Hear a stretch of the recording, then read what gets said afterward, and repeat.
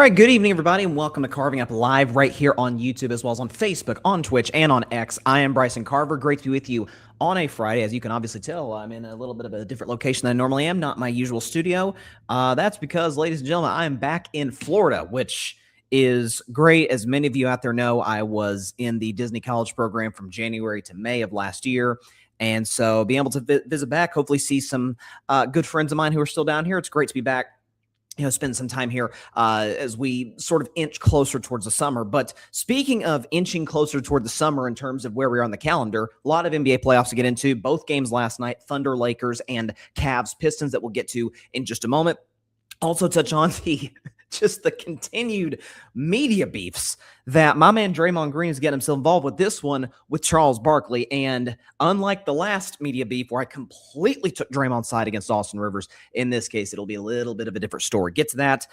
Some more Aaron Rodgers news, and it's just the story.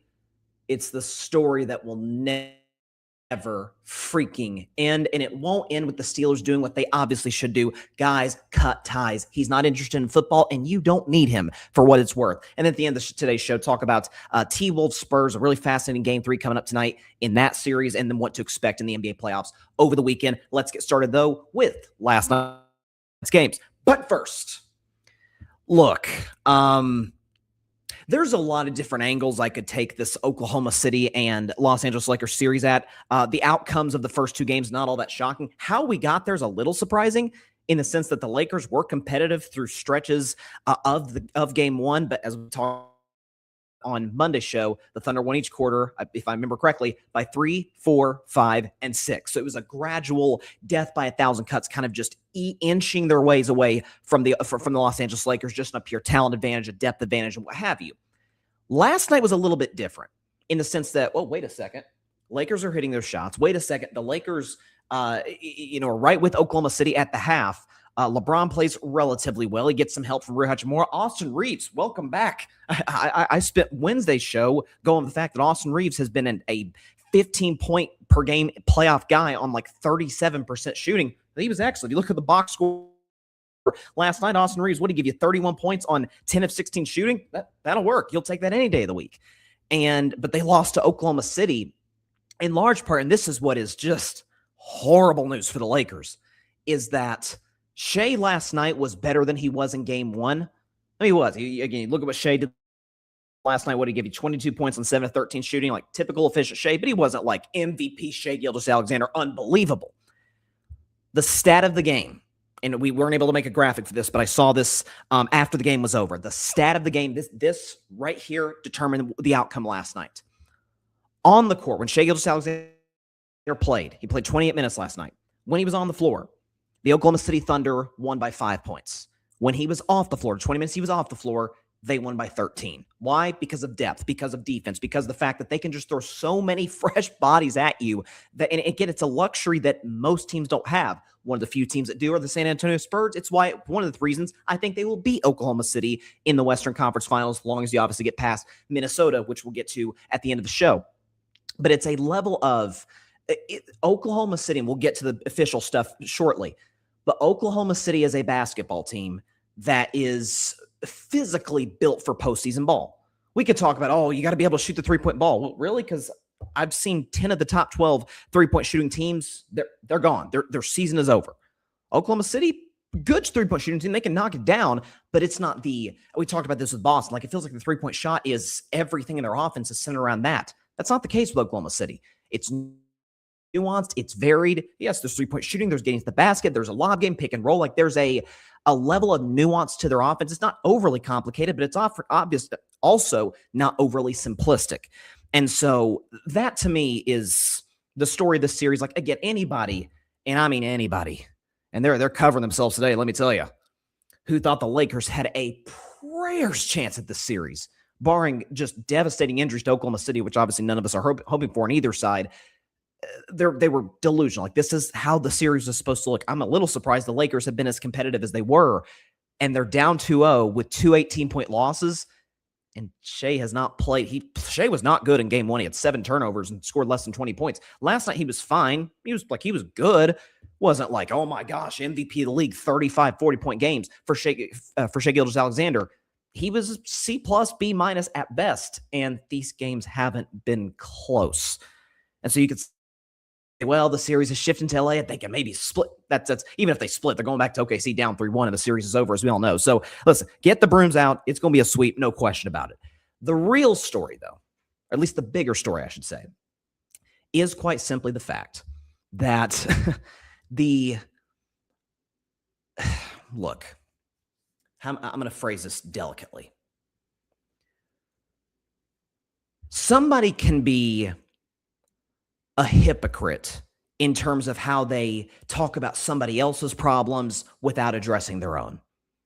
But it's where the old phrase goes from, it comes from, don't kill the messenger, right? Like, what? At least listen to what they're saying. Maybe it doesn't come from the greatest source in the world, but what they're saying might actually have some truth to it. And when you see after the basketball game, because of what happened during the basketball game, where Oklahoma City's defense, by the way, as it has for the last few seasons, even the year before they won the championship when they were the 1 seed in the West in 2024, they got away with this. Near murder on defense in terms of physicality, in terms of, again, I heard someone say like there's almost a Legion of Boom quality where it's like we're just going to kind of foul you every play. Refs can't call every time down the floor, right? Like they just can't.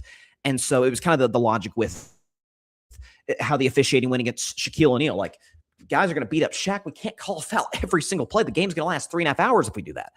And so maybe OKC's broken the code. It's still, I still believe if there's objective, contact that goes, beyond good defense, yeah, call the foul. Even if it's the playoffs, call a foul if it's a foul.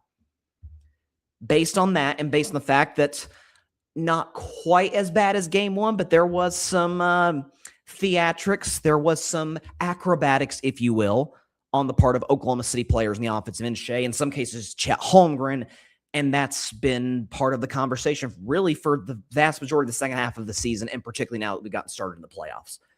So I say, don't kill the messenger. As you saw after the game, and I thought this was pretty childish, if you want my honest opinion. We can show you the image. Austin Reeves was kind of the main messenger for the Lakers there. You see Austin Reeves, but go back to the original image. You got Austin Reeves. LeBron's kind of listening in. You got my man from Tennessee, Dalton Connect, listening in. Looks like Jared Vanderbilt in street clothes because he unfortunately injured his finger, is listening in as well. Jackson Hayes is in that mix, and they basically like make a circle around the officials, like not allow. This is after the game's over, by the way, not allowing them to leave the court until they get their point across that they don't appreciate how the game is being officiated. Now, I feel like I've said this every show this week. Two things can be true, and what is objectively true is that and JJ Redick talked about this after the game, I completely agree with him. Rarely agree with JJ. He's 100%.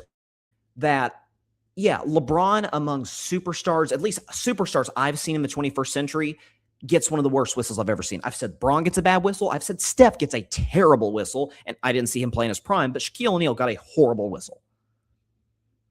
While that's true, it is also true if we want to talk about foul baiting, getting to the free throw line at a really high rate, the Lakers have been literally over the last 4 years, the main culprits, and the numbers back it up. Like, we can literally show year by year. They were first in free throw attempts in 2023, second in 24, third in 25, and this year they came in second place. You add that up over the course of 4 seasons, they ranked number 1 in the NBA in free throw attempts. For those that are listening on the podcast, they average about 25.2 free throw attempts per game.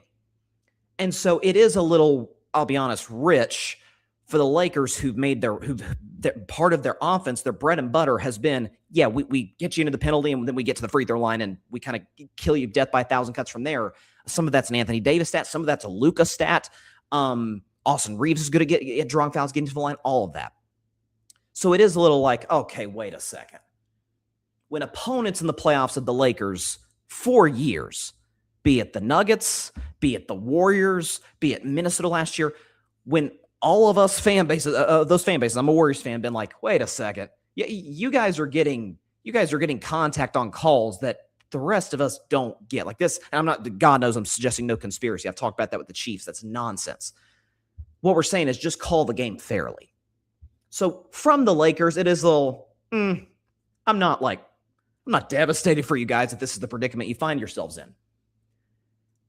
That does not mean what they're saying is false. That does not mean what they're saying has no merit.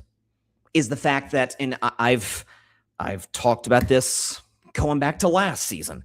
Particularly, I think I was one of the only people who talked about it in the playoffs, and it's now kind of become a story this year. Why? Because Oklahoma City is the defending champions. Therefore, there's more scrutiny, there's more eyeballs, there's more of a fascination with, can this team go back to back? We haven't seen a team go back to back since the 17-18 Warriors. So can Oklahoma City break that?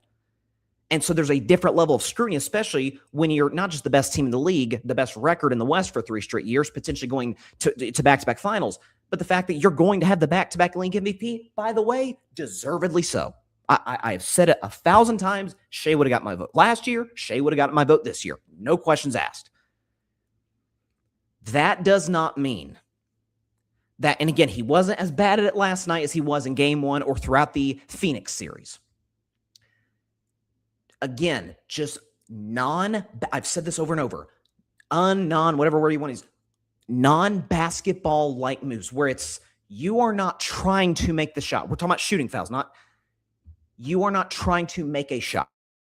The blooper reel, so to speak, from the first quarter of game 1, where it's like 4 straight possessions, him trying to draw contact, whether it's the rip through an Austin Reeves and he threw the ball away, whether it was the fact that when he's driving into the lane and literally just falls for no reason, just falls, trying to draw contact. Like that's the stuff that Lakers players, Lakers fans, Lakers coaching staff get mad at. And also on the defensive end, you touch Shea, 2 free throws, but I mean, LeBron James can get bumped when he's clearly going up for a shot. And the NBA has been really, not just a Lakers or Thunder problem, they've been really inconsistent on how they've ruled on continuation fouls. But LeBron goes up, right wing, makes the shot as he's getting fouled, and they say, no, that foul's on the floor. It's like, what? Like, Braun was going up in the shot as he got bumped. And so the fact that Austin Reeves at one point got just like shoved to the baseline on one of those possessions, it's like, okay, wait a second. This is not, we're already at a disadvantage. And again, we know that OKC is way better than the Lakers, but officiate the game the same. Listen, I've said that to a degree about the Lakers the last few years. It's never gotten this bad. It's never gotten this bad relative to how it's gotten with Oklahoma City. And so none of this, OKC fans, gosh, I'll tell you what, you got to put the qualifiers or they get really, really defensive. 2 things can be true, as I've said over and over. You guys are indisputably the best team in the NBA. I think San Antonio's going to beat you, but this year you've been the best. I mean, you have yet to lose a playoff game. Like, you're 6-0. You're pretty good. And on the other side of that coin, almost because of that, and you don't need the BS on offense and to play darn near football on defense, or at least well beyond the regular confines of NBA defense in order to be great. That's what I've said about Shea. I mean, Shea has been the key of this, not on the defensive end. It's more been a Lou Dort thing, a Chet Holmgren thing on the defensive end, Casey Wallace, all those guys. But Shea, people say, oh, Shea's James Harden, who we're going to get to in just a second with the Cavs. Shea's James Harden. He's a foul baiter. James Harden, to a degree, and we saw it in playoffs in his prime, needed to be a foul baiter. Like, that was an integral part of his ability to be a great all-time scorer. It's not necessarily the case with Shea. Shea's got an automatic mid-range jumper. Shea, when he's not throwing his body backwards on the baseline, is a good finisher at the rim. His three-point shooting's improved. He's a good handler of the basketball. He's a great player. He's no lower than the second-best player in the league today without the foul baiting. And so that's where I'm at. So again, I don't think, look, again, I don't think a change in how last night was officiated would have made the difference in an 18-point loss as opposed to a win, as opposed to a 1-1 series going back to LA for game 3. I don't think this affected the outcome of the game from a win-loss perspective.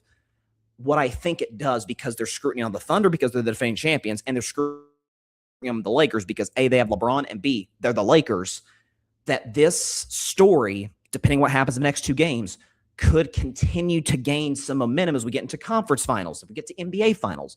And I hope, without even rooting against Oklahoma City, I'm just rooting for good basketball. The Thunder win the championship. Kudos, good for them. They were the best team in the league this year. We just want to see consistent officiating, and we also want to not see arguably the best player in the league get away with just nonsense on the offensive end. Again, just stuff that flat out, and Thunder fans, if this was anybody else, you would agree with me, stuff that is straight up not basketball. With Shea on offense and at times with the team on defense. So that's where I'm at. Lakers are horrible messengers for this. That does not mean they're wrong. Okay. Oh my gosh. Let's shift to the game before Lakers Thunder. You had the Cavs and the Pistons, and I picked Pistons in 6. I still feel pretty good about that. Listen, Cleveland since going up 2-0 on the Toronto Raptors, they're like 2-5 in their last 7 games. Like, Cleveland's not been a good team since they went up 2-0 on the Raptors. I still think this probably goes 5 or 6. Pistons are, to me, clearly the better team. Not on paper, but on the court, coaching, they're the better team. But the story last night, and I there's certain things, I'll be honest, folks, that I can have a tendency to puff my chest about. I told you guys I was right, and I told you I saw this coming the whole way. I can't do that with this because it's like bragging. Told you the sun would come up. Like, who said it wasn't? Like, it's a straw man argument. You're not arguing with anybody. Sun's coming up, buddy. Told you the earth was round. Mm-hmm. It's always been that way. Like, that's not controversial. Hey, I told you James Harden was going to be bad in the playoffs. Yeah, he is literally every year of his career. So James Harden, just show what he did last. It was bad. It was horrible. He had 10 points on 3 of 13 shooting, with 3 assists, by the way, as the primary point guard decision maker. He was 0-4 from 3. By the way, he's 1 for 11 from 3 in the series. He had 4 turnovers, and he was a -15, which was the worst on the Cleveland Cavaliers last night. And so, like, that in of itself, like, Harden was awful. And Harden has not been good, again, really since the Cavs went up 2-0 in Toronto in the first round. But I've called him the most notorious playoff choke artist in the history of American team sports. I don't know if this is ever going to be paralleled again. And I'm talking about any sport, is that you've heard, Lamar Jackson's like James, or Josh Allen's like James Harden in the playoffs. First of all, I've said Josh Allen's an underachiever in the playoffs. He's not a choker in the playoffs. Josh Allen should have been to a Super Bowl by now. Josh Allen, the last 3 years for the Bills, has had the ball in his hands with a chance to tie or take the lead, come up empty all 3 times. But if you look at Allen's postseason numbers, and even certain moments, he's been great in spots. Lamar Jackson, not as much, but Lamar's won a couple of playoff games, right? He beat the Steelers, a team that's very familiar with him, a team that's had success against them. He beat my Steelers in a playoff game 2 years ago. Like, Lamar has had moments from time to time. I've never seen anything like this player. Like, it's as predictable as anything you could possibly imagine that happens in the world. Harden's going to be awful in the playoffs. And we're going to show you this graphic. It's been updated.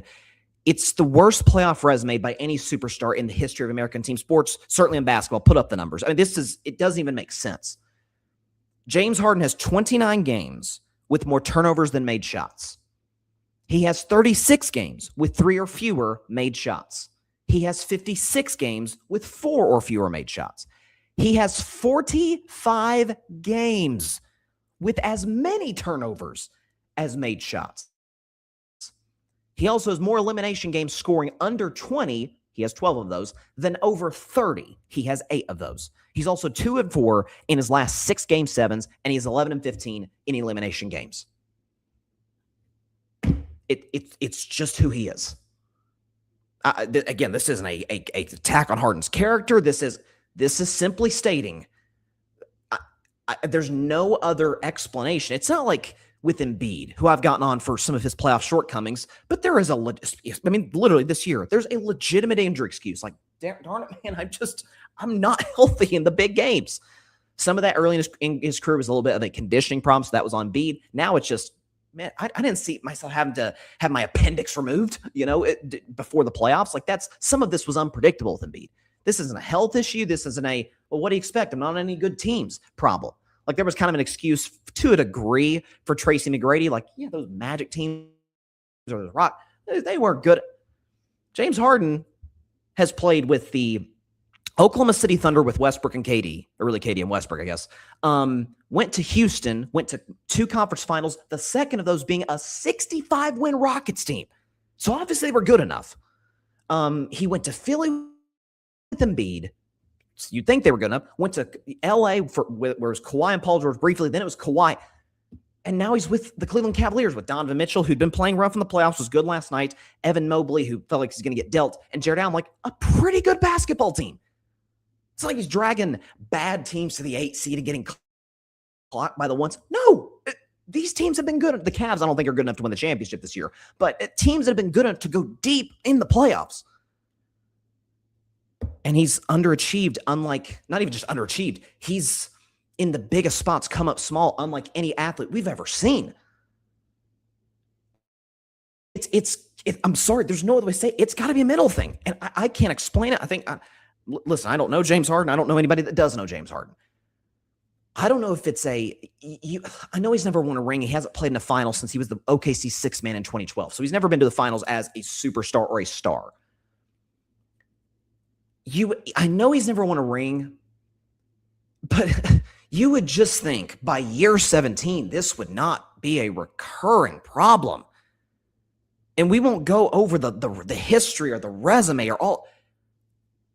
But you can literally look at it, certainly since about 2015 when Harden became, at that point, like a top 5 player. He finished second for MVP to Steph Curry. Remember, people thought Harden should have been MVP over Steph? That was weird.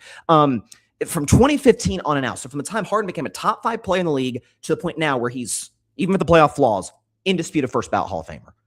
So from that point on to now, you can literally look at every single year of his career and say there's at least one spot where he was straight awful in a big playoff game or big playoff series. We won't even name all of them, but just to go through the lowlights. Broke the single game playoff record for turnovers in a closeout game, in an elimination game rather, at Golden State, Game 5 of the 2015 Western Conference Finals. Game 6 in 2017, he gets the Spurs. At home, on his home floor, the Spurs don't have Kawhi, they don't have Tony Parker. And James Harden, what did he go, 2 for 11, and the Spurs won by like 39 points? It's who, I mean, last year, awful in Game 7. Go back and look at his numbers. What was he, like 2 for 8 or something against Denver in Game 7? Clippers got blown off the floor by the Nuggets. It's who he is.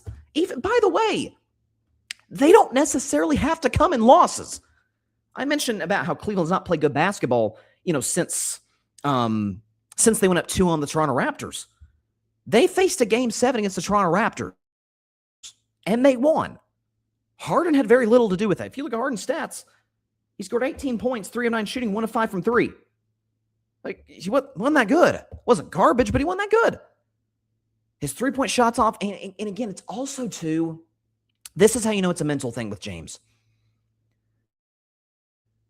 If you watched that game last night, and it reminded me a little bit of a game, I think it was actually the game where KD strained his calf, and which eventually led to his Achilles tear, we think. Game 5 of the 19 conference semifinals, the Rockets are playing my Warriors. Harden was having a pretty good game. I don't remember how many points he had. He was playing well through the first 3 quarters. And in the fourth quarter, KD had already been out by this point. In the fourth quarter, I think he took like 2 or 3 shots. Like, bro, this is a huge game to take a 3-2 lead on the Warriors without KD. Didn't even take shots. What did he do last night in the second half? 2 shot attempts. Took 2 shots in the second half. Like, it's not just, it'd be one thing, there would almost be like I don't know what the word to use is, not respect necessarily, because again, you're missing shots. But if you go down and you're 5 for 20 or 5 for 17, it's like, well, gunslinger just kind of ran out of bullets. It's 2 for 11s. It's 2 for 8s. It's 3 for 9s. It's okay. He just stopped taking shots straight up. He just stopped. And in the midst, he's still turning the basketball over. He's still just a 0 on the defensive end. How I said this, I think me and most people said this the day the trade was made. Oh, well, Darius Garland is hurt and he was bad in the playoffs. Oh, yeah, because James Harden's known for being great in the playoffs. Oh, Garland's a bad defender. Yes, because Harden's known for being, Gary Payton on the defensive end. I mean, what are we doing? Cleveland, you had to know this was the business you were getting yourself into. Listen, the rationale just on paper. Well, Darius Garland's hurt. Darius Garland's not a very good defender. Darius Garland was bad in last year's playoffs. He was injured in last year's playoffs, but those have kind of coincided with one another. Hey, let's add a multi-time All-Star, former MVP, point guard, past his prime, but still an effective player who can help us. That veteran leadership gets the next level. That's never been who Harden was. Even in his prime, that's never been who he is. So nothing about last night was shocking. Nothing. And it's really disappointing for Cleveland because, again, to win the series, by definition, you'll have to win at least one road game in Detroit. And, I mean, again, last night, Donovan Mitchell played well. They were able to play decent defense throughout the night, and then just nothing from their second best player. Nothing. So that's who Harden's always been. Okay, we're going to take a quick break. When we come back, I love me some Draymond Green. I really do. And I defended him, and I stand on every word I said about what he said about Austin Reeves. I'm going to have to take an opposite avenue or opposite lane with what he said to and about Charles Barkley. Get to that. And we'll also get to some Aaron Rodgers news, the story that just will not end in Pittsburgh, and then get to some NBA playoff predictions for the weekend. All that coming up in just 1 minute on Carving Up Live. Don't go anywhere.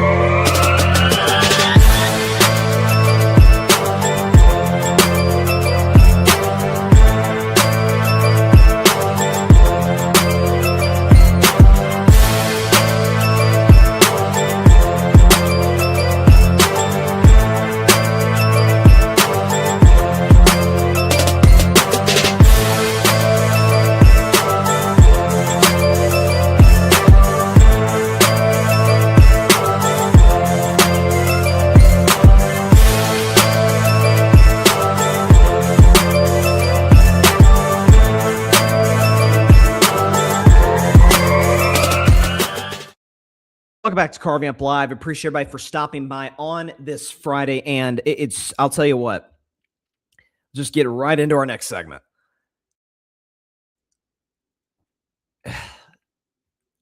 We talked about this on Wednesday. The full video is up on the YouTube channel, so feel free to check it out at your leisure. But Draymond Green, apparently, with more time to podcast, more time in the media, obviously, unfortunately, less time to play basketball, has created a lot of enemies, or at least created enemies in who he's gone after in the case of the other night on Inside the NBA. So for those that maybe didn't see it, count yourself lucky, because it was just cringy as it got in terms of just watching it live. Draymond Green was on Inside the NBA. He was filling it. He's been on Inside the NBA for years, filling in for Charles or for Kenny or for Shaq, or he's been kind of the plug and play guy in the playoffs if the Warriors haven't gone that far. He's been there on conference finals coverage. Like, he's clearly Inside the NBA is hoping he can sort of be that first, if they keep the show going past the legendary four they've got now, Ernie, Kenny, Shaq, Charles, that in the future generations that Draymond could be kind of that first key, that first piece of building a new Inside the NBA. That appears to be part of the strategy. And he filled in for Shaq the other night, and it's his first time on Inside the NBA since the end of the Warriors season, and there's obviously questions. We talked about in the show, Steve Kerr's future. It looks like the deal will probably get done, and Draymond talked about that. And Charles Barkley interjected, and let me say this before we show what Charles said and what Draymond responded with. I speak for all Warriors fans, or most Warriors fans at the very least, in saying, just in terms of a television personality, who doesn't love Charles Barkley? Just his on-air persona, all of those things. However, we have become a bit frustrated over the years with his analysis of Golden State, going back to, what's the most infamous thing Barkley ever said about the Warriors? Jump shooting teams can't win championships. It's like, okay, they've won 4. So like that's always been every big series they've been in. The one year they played the Blazers in the conference finals, I'm going with the Blazers. It's like, bro, stop. It's okay if you hate the Warriors. There was one time I remember when the Warriors played the Mavs in the conference finals 4 years ago, Barkley literally wore a Luka jersey on set. Like, he's not even, which is fine. You can hate the Warriors, but we also have a right to say, screw you, Charles. It's part of the fun. So there's obviously been some animosity between Charles and the Warriors, and between him and Draymond, which is cool over the years. So Charles goes into his thing. And listen, I say this as a Warriors fan. I don't think he's even necessarily wrong at this stage in time. He's been wrong for years, maybe not now, about the future of the franchise. They can't compete for championships. This is what he was saying, and this is what Draymond said in response. Sports are for young people. You hope to have a great long career, but sports, nobody wins when they're 37, 38. But you said what you said. I want to hear if he believes what you're talking. Yeah, I mean, I think the goal is just to not look like you in the Houston Rockets uniform. Yeah. Is ultimately the goal for us. Like, we don't want to. What does that look like? Did you see it? I'm just asking. I saw it. You know, it's the classic thing. I was thinking as I was watching, at first I was like, ooh, Draymond was trying to throw in a jab, hoping to get a laugh, and we only played the audio, we didn't show the video. If you watch the video, Ernie, Kenny, and Charles are just kind of like just watching him. Just like I think Draymond in his head is like, ooh, I didn't think it was going to be this awkward. And he kind of like stumbled a little bit and then went back into his analysis. And the show went fine from there. It wasn't an issue because, again, those are professionals. They're some of the best in the business. So it's kind of the classic thing, like, you know, I can yell at my friends or my family, but you sure as heck can't yell the same thing, because it's like, even when through thick and thin, even when we're at each other's necks, family, friends, like, we're rock solid. We got each other's back, the whole thing. So you can't come in here and be out here trash us. Like, if Shaq had said that to Chuck, it'd have been a back and forth, and Kenny would have thrown gas on the fire, and Ernie would have tried to calm it down. That's what we love about the show, and we have for years. Whereas if Draymond does it, it's like, oh, Dre, you haven't built that. You know these guys. You've been on TV with these guys before. You haven't built that same relationship where you can take a shot like that at Charles. And I can't believe I'm saying this, but I don't want to say I hope this happens. Let's put it this way. I would not be mad if the end of the Golden State Warriors, as we know them, with Steph and Draymond and Kurt, if that run in terms of team success is all that dissimilar from Charles Barkley with the Rockets show the numbers. That's not bad, folks. It's not prime Charles, but 16 points, 12 rebounds on 48% shooting. He was an all-star his first year in Houston in 97. They went to the Western Conference Finals. Ended up losing that Game 6 buzzer beater by Stockton in Game 6, but they were, again, first-round exits in 98, 99, and then missed the playoffs in 2000. And Charles says all the time, maybe this is part of the reason Draymond said what he said. Charles says all the time, yeah, I sucked with Houston. I wasn't. Listen, Charles, I'm sure in his own head, and I'm sure a lot of athletes felt this way, like, man, I suck now. Like, once you get to that age, like, man, I used to be just kicking butt and taking names, and I was the best player in the world, and now I'm just an average starter or a bench guy. And that's where athlete pride comes in. Like, you want to be your best, and eventually your body just, Father Time's undefeated. Eventually you're just not the same. That's how it works. Charles can say he sucked. Maybe he was, not maybe, he was a shell of what he was, Charles Barkley, but he was still a good player. His first year in Houston, he was an all-star. They made the Western Conference Finals. So, like, this idea that Draymond's like, oh gosh, I watched you in Houston. Whew, that was rough. It really wasn't. Wasn't peak Charles. Some those years he had in Philly, the year 93 that he had in Phoenix when he won league MVP, got them to the finals and was unbelievable in that playoff run. Like, he wasn't that, but he was still a good player. And so if the Warriors make the Western Conference Finals next year, at this stage, I'm sorry, I'll take that. I will. Sure beats a play-in loss to Phoenix and a 37-win season because your team fell apart due to injuries. So, and it goes to something else as well with Draymond. And it's part of what's made him great. It's part of why he went from being a second-round pick, 35th overall from Michigan State to the Warriors. It's why he went from that to being a first-ballot Hall of Famer, which he will be. It is an edge.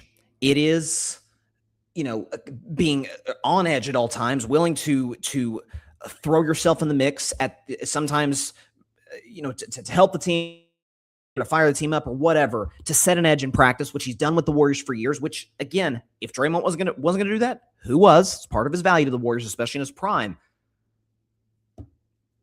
But now that you're getting towards the end, and Draymond, of course Draymond's getting the end of his career. It's year 14. The Warriors aren't the same team they used to be. Like, broadcasting appears to be in his future. Obviously not just with this podcast, but inside the NBA clearly likes him. They wouldn't keep inviting him back. That you do have to know how to laugh at yourself. That is part of it's funny. When we were traveling to Florida yesterday. I don't know why it did this. A lot of times I listen to a podcast to pass the time. I don't know why my algorithm did this on YouTube. Maybe it's because of the Barkley Draymond back and forth. But it requested, it was from like 2 years ago when Charles Barkley was on Club Shay Shay with Shannon Sharp. And I listened to the whole thing. It was great. And there was a line Charles had in there.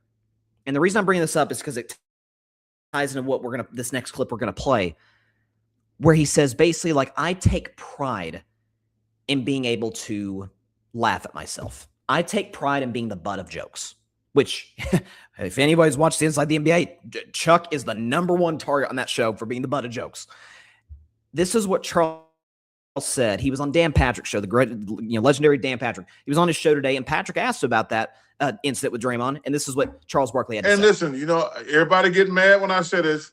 Old people don't get healthy. Old people die, okay? They don't get healthy. The notion that him and Steph gonna get better when they get healthy and being a year older, they're not. They're just gonna get older, Dan. So it's over for Golden State. They had a great run. And he took a personal shot at me, but I'm not sensitive. But yeah, it's been over in Golden State. I mean, if Golden State was relevant, he wouldn't be in the studio with me. Again, it's the ability to laugh at himself. It's the ability to say, like, oh, okay, you throw kind of a personal jab. Okay, I'll throw a kind of a lighthearted jab. Like, yeah, if the Warriors were good, you'd be playing in the playoffs, not here in the studio with me. Like, that's, they do of course, Shaq tells Charles every chance he get about how he has 4 rings and Charles has none. And I think, I'll be honest, I think this goes to a lot of television, especially, but this goes to a lot of fields, and this goes to in life. Don't take what you do seriously. Take your craft, your journey, all of that. Take the things in life that matter seriously.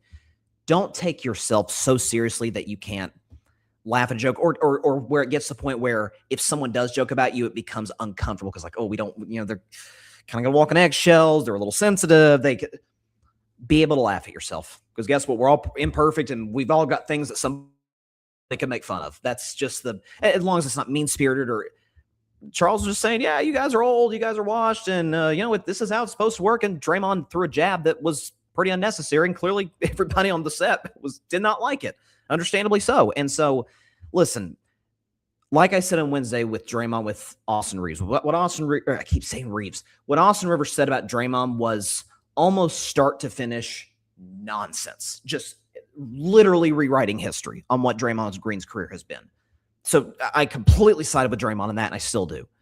In this one, listen, if we want to get down to it, and I've said a million times, I freaking love Draymond. Draymond Green was not in the class of player that Charles Barkley was. I get he's got 4 rings. Go back and look at what Charles did in his prime, especially with Phoenix. Phoenix was some of the best years of his career, not just because he won league MVP and went to a finals. Like, this guy was out here giving you 40 and 20 games in the playoffs. Like, this guy was a monster in the playoffs. Okay, he didn't win a championship. Like, yeah, because he wasn't as good as Michael Jordan, and the Suns weren't as good as those Bulls teams. No shame in that. So it's just be able to laugh at yourself. If someone goes after you and Draymond comes back 10 times harder, like, that's part of what's made him great as a player. It won't make you great as a broadcaster. You have to be able to laugh. You have to be able to take a joke. I actually watched, I forget what game it was. I think this was Wednesday. So this would have been during the I think the Knicks. No, I'm sorry. This was halftime of the Spurs and Timberwolves game 2. And Draymond was doing the thing with that Kenny usually does, where he goes up to the board and he's breaking down film. And Draymond goes up there, and it was either Kenny or Charles made kind of a joke, and Draymond looked a little bit offended by it. It was like, Dre, loosen up a little bit. I want you to be on edge at all times on the court, as long as it's maintaining control makes the Warriors better, which it mostly has. I want that Draymond on the court. I don't necessarily want that Draymond at the desk with Barkley and with Kenny and with Ernie and potentially with Shaq in the future. So that's where I'm at. Shifting now to the Pittsburgh Steelers, and it's May 8th. Okay, so let me check the season thing in my head. The season ended with a blowout playoff loss to Houston on January the 12th. And so it's been almost 4 months, and we still don't know if Aaron Rodgers wants to play football or not. So here's the latest. Yesterday, it was reported on local Pittsburgh radio and then confirmed by Ian Rappaport that Aaron Rodgers was coming to Pittsburgh. He was going to meet with the team, and that it was expected that certainly that he'll play for the Steelers in 2026, and if not, that a deal will get reached by this weekend. Fast forward to today. It's the story that won't end. Omar Khan was interviewed. Well, actually, let me go back a little bit. Mark Kaboli, who covers the Steelers, who was on McAfee today, said, and I tweeted, and I quote, "From everything I can gather, there's no meeting scheduled or expected between Aaron Rodgers and the Steelers. I've reached out to a couple inside the building, and no one has seen him yet. Today is the first day of rookie minicamp. Media will be there on Saturday." And then Omar Khan was on a podcast. Omar Khan, the GM of the Steelers, and he was asked about it, and he said, and I quote, "I don't know where he is at this moment. We continue to have conversations, and they're positive." So, again, according literally to the GM of the team, doesn't look like Aaron's going to be in Pittsburgh this weekend. So, I was thinking about this, and we've done probably more Aaron Rodgers segments of me begging the Steelers not to sign him again, probably more than we should have. And we've kind of relitigated old stuff like Aaron Rodgers' stats against winning teams or stats against playoff teams, and he's bad. He's got as many picks as touchdowns. That's old stuff. I was thinking about this, though, because I've said for years, I think a lot of Steelers fans have said for years, like, let's stop with these 1 year, journeyman at quarterback. Because Aaron Rodgers, contrary to what he would want you to believe, is at this point a journeyman. Russell Wilson, journeyman. Mason Rudolph has been plays for multiple teams. Trubisky. Let's rip the Band-Aid off. If we have to be bad for a year or maybe even 2, so we get our franchise quarterback, so be it. We want to make sure we have our guy for the next 15 years. And that bringing back Aaron Rodgers does not fast-track any of that. But the Steelers could say that there is an argument to be made. Yes, of course we want our franchise quarterback for the next 10, 15 years. But what makes the Steelers better this year? And more so, what if we could bring in a guy for 1 year that gave us a shot to win the Super Bowl, or at least to compete for a Super Bowl this year? I'd hear him out. I'd say, oh, okay, that was the pitch they made last year. I didn't buy it for a second. I think most Steelers fans didn't, but that was the pitch a year ago. Hey, guys, I mean, we won 10 games a year with Trubisky and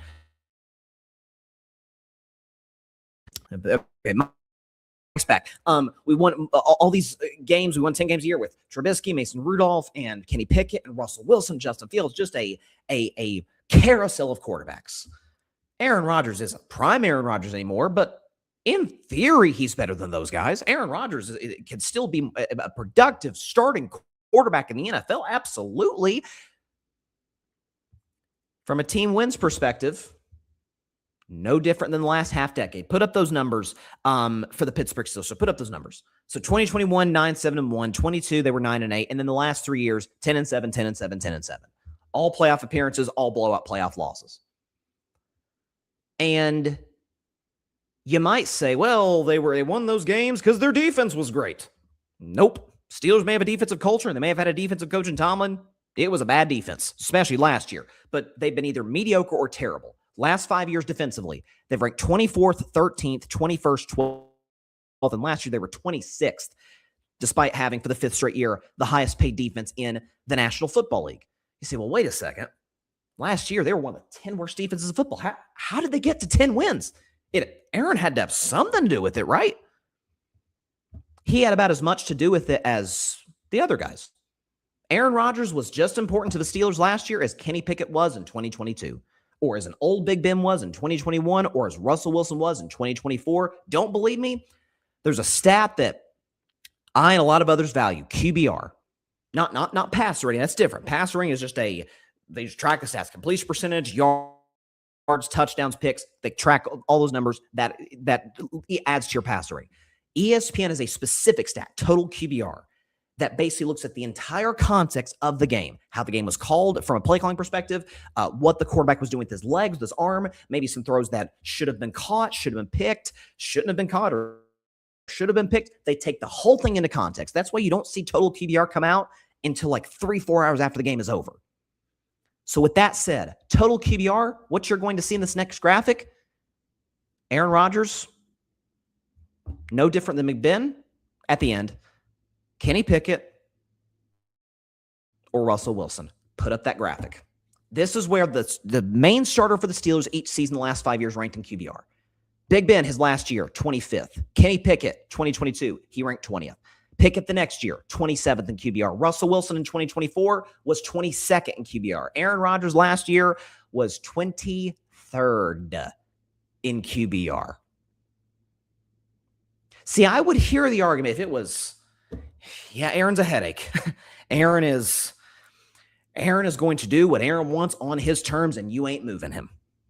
He's not a team player in that regard. But when he is here, when the season does start, hey, last year we won 12 games. We made it to the AFC Championship. No, it was 10-7 and absolutely dog-walked in your playoff loss to Houston.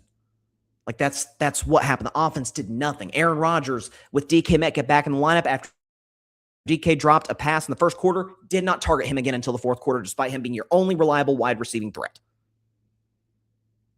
Despite him over the course of the season taking shots at teammates, saying that, hey, guys, I need to show up to meetings. Keep that in-house. I said the same thing about Tua. Keep that in-house. That doesn't need to go out to the media. We got a lot of cast-offs on our team. Nothing wrong with that statement in and of itself. But then when he's asked after, Aaron, do you think you're a cast-off? No, I'm not a cast-off. I'm not. Well, I don't know. You've been on 3 different teams over the course of a 4-season stretch. Like you're kind of a cast-off. And outside of the Steelers, last 2 off seasons, nobody wants to sign you. So yeah, you're a cast-off. That's who Aaron is. And I just implore the Steelers, look, you look in division, I thought, much as I hate to say it, I thought the Cleveland Browns crushed the draft. Now, but y'all sit back and say, yeah, but it's also the Browns. They have no idea who their quarterback's going to be, and they haven't known for 25 plus years. So the Browns are going to be the Browns. The Bengals have an awesome quarterback in Joe Burrow, and they're also unbelievably cheap and dysfunctional. So there's always going to be a cap on how far Cincinnati can go.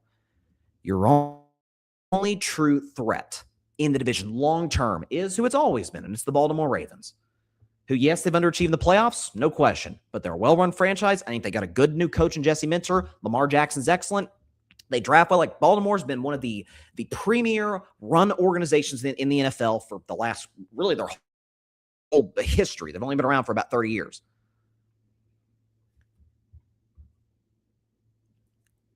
If you are selling the idea of competing for Super Bowls, of getting championship number 7 and beyond that, if Aaron Rodgers couldn't get you any further in terms of his on-field production, in terms of the offense, in terms of playoff success, if he was no different than Russ, Pickett, or an old and washed Big Ben, you think that's going to be different this year? You think Aaron's just going to turn back the clock? We've been waiting for that since 2021. Like, he hasn't been good since then. Folks, since I think week 14 of 2021, so 5 years ago, or 4.5 years ago, rather, he has one 300-yard passing game. And by the way, he's 42. That's okay. Like, guys are we talked about this with the Draymond Green segment. Guys are not supposed to be good at that age. Tom Brady is the great outlier, as I used to call him. He's the great outlier. Don't compare your 40-year-old quarterbacks to Tom Brady. But stop trying to sell the idea to your fan base. If Aaron comes in, Aaron's still not in the building. It's May. He still does not know if he wants to play football. Guys, move on. You're the Pittsburgh freaking Steelers. You have won 6 Super Bowls, more than any other franchise in the history of the league. Have some bleeping pride. Understand the big picture. Understand the fact that you've got, for all of his play calling problems and game management problems, if there's one thing you can say, or 2 things rather, you could say about Mike McCarthy, what is it? He develops quarterbacks. He develops offensive lines. He can still develop the O-line if Aaron comes in, but Aaron doesn't move the needle at all for the future of the Steelers at quarterback. The immediate or the long term. And you're still waiting. Well, we're still having conversations. We don't know if he wants to come in, or if he wanted to be a Steeler, he'd have been a Steeler by now. He would have been. Let him walk. Let him go. Let him go back up Bo Nix in Denver. Like just let him go into retirement and talk about how he's going to disappear and how he's going to be, like anonymous and no one's ever going to see him again as he goes on the McAfee show every single week during football season. Just let Aaron go be Aaron. Nothing wrong with that.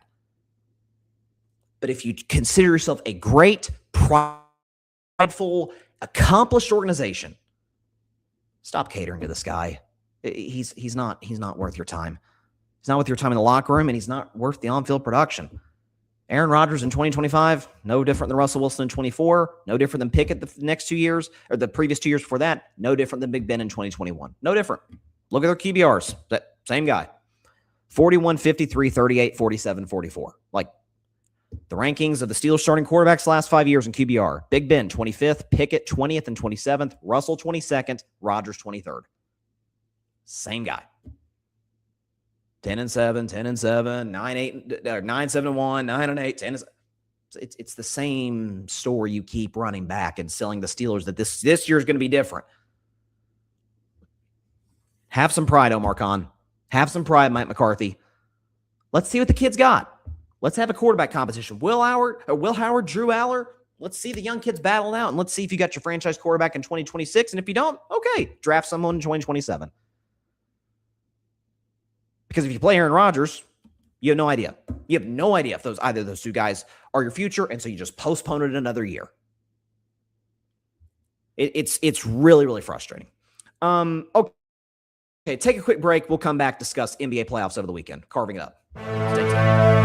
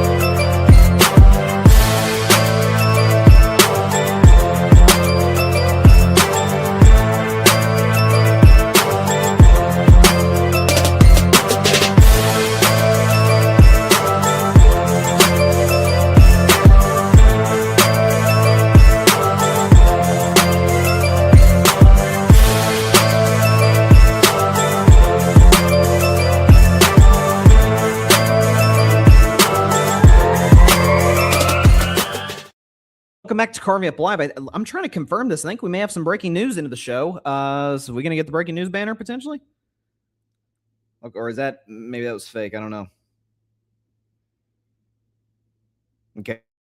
Yeah, I'm looking. I do not see that. Yeah, I saw something, an Instagram account I follow, Steph Center, posted that Steph Curry's agreed to a 1-year, $62.6 million extension, keeping with the Golden State Warriors through the 26-27 season. That was always going to be the case. I don't.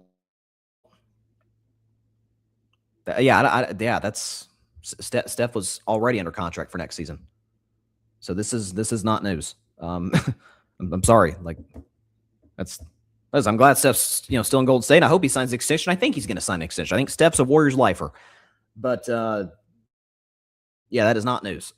So there you go. Okay, before we get out of here, let's go into what I think is going to happen this weekend with the NBA playoffs. So tonight, you got Knicks and Sixers. Amazingly, okay, the line's gone up. It was at a couple hours ago. It was at Philly, who are at home, by the way. Philly favored at -1.5. It's now gone up to Philly -3.5. So that tells me Embiid's playing. There's no confirmation. Again, we're doing this like literally on the spot because the line moved a whole 2 points. So what's Embiid's health?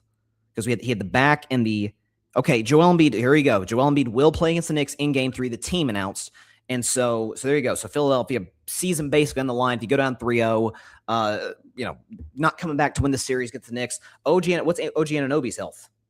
I would be shocked if he plays, to be honest with you, with that hamstring injury. OG Anunoby will be out for Game 3 tonight against the Knicks. So, yeah, I'm gonna say Philadelphia wins tonight and makes it a 2-1 series in favor of the New York Knicks. But I still think New York wins a series. Knicks in 6 still feels pretty good. At maybe Knicks in 5, we'll see.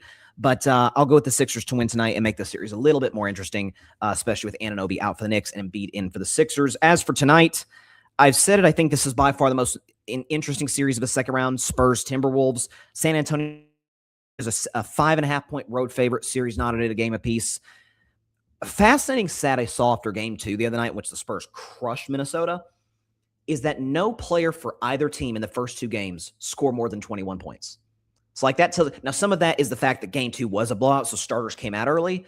But also, it's an element of Ant's on a minutes restriction. Wemby doesn't usually play a ton of minutes. Now it's the playoffs, so as the series gets later, he will. But this is very much a physical, defensive type of series. And I said San Antonio in 6. I maintain that. I'm going to go with the Spurs to win tonight. I don't know about 5.5, man. That's a lot. The thing, though, is Minnesota has had a lot of road success in the playoffs, because if you go back to the first year where it was like fully Ann Edwards Minnesota team where they had a shot to go deep in the playoffs. So that would have been 2024. They won 2 games in Phoenix. They won 3 games. Remember when they beat the Nuggets when they were the defending champions? 3 of their wins came in Denver. So you have that. They won a Game 4 in Dallas of the conference finals, and that was actually their only win of the series.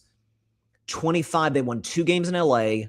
They won both games in Golden State, although Steph was out, and then didn't beat OKC. And then previous round, they won a game in Denver. So my point in saying, and they beat San Antonio Game 1. My point in saying all that is this, like, Minnesota's kind of been a little Boston, not quite as weird as Boston, where they're like a bad home team, but you can make a case they're a better road team based on what we expect home versus road splits than they have been at home. So I'm going to go with San Antonio to win tonight. I don't love the 5.5. I'm not going to lie. So, San Antonio wins tonight. I think the thing to watch, and my only real concern about the Spurs in this series and moving forward, should they win this series, is I did not think among teams among teams that San Antonio could face in the West prior to the finals, that there was any bigs that could kind of beat up Wemby, play him physically, wear him down. This is his first playoffs. And so by the time we get to the finals, the Western Conference Finals, he's exhausted. Minnesota's the one team that can. OKC can't. OKC's a physical defensive team on the wings. Now, Wemby plays on the perimeter, but if San Antonio wants to make adjustments, play him down low more, he can do that too, and that won't be a physical issue, especially as much as him and Chet have the beef. Wemby will want to win that battle. Minnesota's got fresh bodies that they can just throw at Wemby. It can be Rudy Gobert. Now here's the thing, though.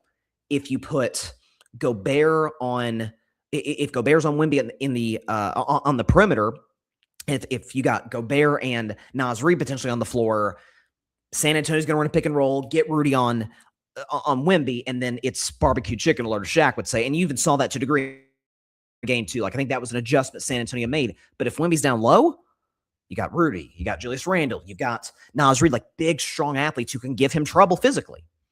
And so that's going to be something I thought the Spurs adjusted to it well in Game 2. How that progresses remains to be seen. All that said, I think the Spurs win tonight and go up 2-1. Tomorrow, you got Pistons and Cavs, and that game's at 3 o'clock, it looks like, in Cleveland. As bad as Harden was, again, I said Pistons in 6. I'll stick with that. So I think Cleveland wins to make that a 2-1 series. Thunder, Lakers, OKC's going to win Game 3. They're going to sweep the series, so not much to say there.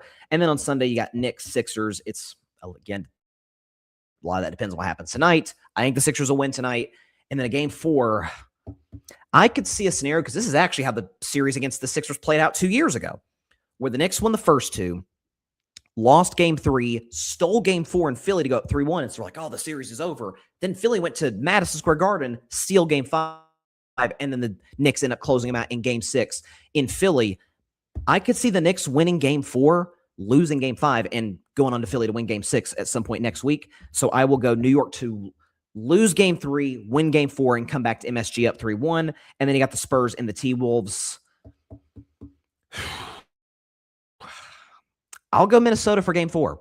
I don't think they're going to make sure they don't go down 3-1, and then I think San Antonio probably wins from there. So then it ends up going the full 6, and the Spurs win the last 2 of the series. All right, that is all the time I have for today's show. I appreciate everybody stopping by. As always, be sure to catch Carving Up Live. Not entirely certain we're going to do a show on Monday. That's kind of 50-50 right now. We'll definitely be doing shows next week, so still have plenty of fresh content coming your way, but hope everybody has a great weekend. Happy early Mother's Day to my amazing mom, to all the amazing mothers out there. Hope everyone has a great weekend with their moms because they deserve all the love and celebration and adulation that they deserve and will get over the next few days. Hope everyone has a great weekend. Stay safe out there. God bless y'all. Peace out.